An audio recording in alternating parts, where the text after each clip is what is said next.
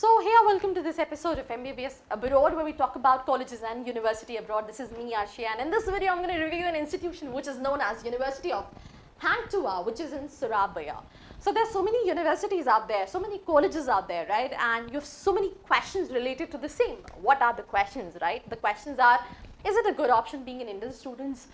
What is the living style out there, right? The fee structure, will it be affordable? What is the FMG clearance ratio after I'll be doing my MBBS from that particular college and university? So we're going to talk about this university. Let's get started. The highlights about this institution is basically that the name of the institution is basically University of Hang Tuah, Indonesia. It was established in the year 1987, right? Location is basically Indonesia. The language of teaching is English. It's a private university registered with Indonesia National Accreditation Board, approved by NMC and WHO. Now, talking about the world ranking of this university, it is 7,673, which is 7,600 near about. Now, talking about Indonesia, how this country is, that what I'm going to talk about. So, the population is 2 crores, I think 27 crore, 2 lakh near about is the population of the country. The capital city is Jakarta.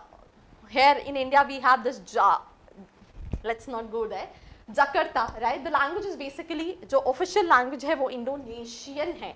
So इधर एक बहुत important चीज़ मैं add करना चाहती हूँ. Especially, I mean, I've seen so many students जो बाहर की country से इंडिया पढ़ने आते हैं, and they have this problem कि जो medium of communication है, या तो वो हिंदी हो, हिंदी नहीं है, चलो that's completely fine, we can understand, but English should be there.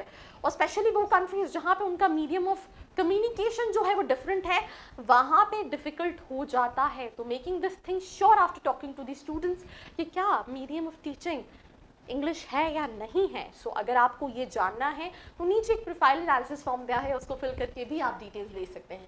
Literacy rate 95% है, that's a very good thing. Currency Indonesian rupiah है, राइट. रिलीजन की अगर हम बात करें 86.7% मुस्लिम है. अब बहुत सारे स्टूडेंट्स के साथ ये होता है कि अच्छा इतना ज़्यादा मुस्लिम डोमिनेंट है and we being an Indian student safe है या नहीं. यार आई मीन ऐसा कुछ नहीं है. जैसे तो ये थोड़ा सा थॉट प्रोसेस जो है ये आपको कहीं ना कहीं नहीं रखना है. आप बात करो स्टूडेंट से कि क्या ऐसा कुछ है, वेरीफाई करो एंड देन कहीं ना कहीं इनरोल करो. 7.6% प्रोटेस्टेंट्स क्रिश्चियन है, राइट. 3.12% कैथोलिक क्रिश्चियन है. 1.74% हिंदू है वहाँ पे. 0.77% बुद्धिस्ट है और उसके अलावा भी कई सारे रिलीजन है. अक्रेडिटेशन WHO, NMC, देन उसके बाद प्राइवेट स्टेटस है, registered with Indonesian national accreditation board. Eligibility 50%, minimum PCB में 17 साल की मिनिमम एज होनी चाहिए 31 दिसंबर से पहले. उसके अलावा नीट क्वालिफाइड जो है वो मस्ट है, और एज सच कोई लैंग्वेज एग्जाम कंपल्सरी नहीं है. ड्यूरेशन जो है वो 5 to 6 years है, depending upon the university. Now courses offered की अगर हम बात करें, general medicine, doctor of dental medicine, pharmacy, right. 6 years का है. एडमिशन प्रोसेस में you apply to the university, submitting your academic, submitting your NEET score, and then आपको admission मिलता है. एडमिशन के बाद आप फीस सबमिट करते हैं, देन उसके लिए वो यूनिवर्सिटी आपको डॉक्यूमेंट्स प्रोवाइड करती है, जिसके बेसिस पे आप वीज़ा के लिए अप्लाई करते हो. वीज़ा के लिए अप्लाई करने के बाद then you so on continue with all the process. But मैं वहाँ पे ये चीज़ ऐड करना चाहती हूँ. I think 80 to 90% students especially for MBBS abroad are dependent on consultants, counselors, you call them agents and all these things. So कैसे हम ये फाइंड आउट करें कि जो भी कॉल्स मेरे पास आ रहे हैं, जो भी कंसल्टेंट्स के, काउंसलर्स के, मैं उन पे अपने MBBS अब्रॉड के लिए रिलाई कर सकता हूँ या नहीं कर सकता हूँ. बिकॉज देखो ये इंडिया नहीं है कि तुम्हारे पिताजी या माताजी आ जाएंगे. आप एक दूसरी कंट्री में ट्रैवल कर रहे हो, हर चीज़ वहाँ की सेफ्टी, वहाँ की सिक्योरिटी, वहाँ की आपकी कंट्री से रिलेशन स्पेशली जो है वो बहुत मैटर करते हैं. तो हर किसी के थ्रू आप जाओगे, बाद में आपको रिग्रेट हुआ तो आपके पास ये ऑप्शन नहीं होगा. आपने ये देखा कि कई सारी कंट्रीज़ के साथ ऐसा हुआ भी, बच्चे गए, उनको वहाँ पे एकदम से जो कंडीशन बनी रशिया के साथ या दूसरी कंट्रीज़ के साथ, उनको बीच में अपना कोर्स छोड़ के आना पड़ा. Now they have no much option lefted with them.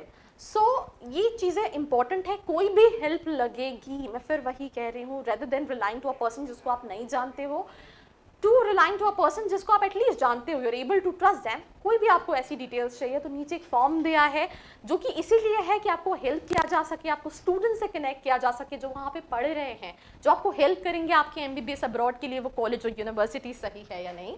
तो ये काफ़ी लंबा मैंने खींच लिया।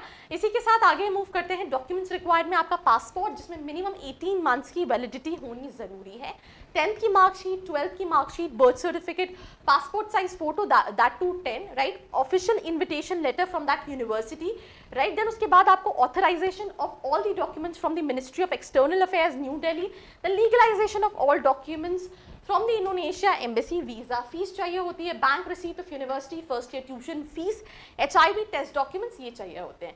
Now talking about the fee structure is basically general medicines जो है वो आपको 19,20,000 के आसपास पड़ता है, if I am not wrong, right? Doctor of Medicines, Pharmacy, ये fee structure है, right? Which is there in Indian rupees और वहाँ की करेंसी में भी. हॉस्टल एंड अकोमोडेशन की हम बात करें तो हर कॉलेज की वेबसाइट पे है, they have this sharing based hostels, girls and boys के लिए अलग हॉस्टल हैं, उसमें मेस प्रॉपरली है, मेस में इंडियन फूड मिल जाता है.